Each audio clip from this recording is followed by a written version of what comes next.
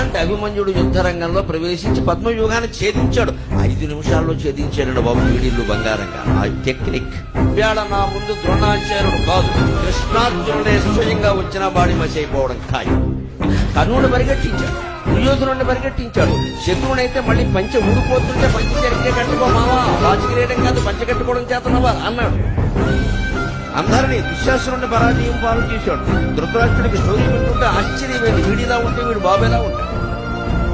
అఖండమైన పరాక్రమం. పైగా వాళ్ళందరూ ఒక్కసారి వచ్చినప్పుడు కూడా ఎదిరించాడు. అందరినీ ఒక్కసారి వేసేస్తా, మళ్ళీ మా నాన్నగారికి వేరే పనే లేదన్న. అభిమన్యుడు దుర్యోధనుడితో పోరాడుతుంటే కర్ణుడు వెనక్కెళ్లి ఈ మహారథి కర్ణ దాన వీర శూర కర్ణ ప్రపంచంలో ఇంతటి వీరుడు లేడని చెప్తారే, ఈ మహావీరుడు గారు 16 ఏళ్ల కుర్రాడికి వెనక్కెళ్లి వెనక నుంచి బాణం వేసి పెట్టినారు కొట్టాడు. రోజు యుద్ధంలో భూమి రథంలో కృంగిపోతుంటే కృష్ణుడు పాఠం చెప్పాడు. అభిమన్యుడిని వెనకాల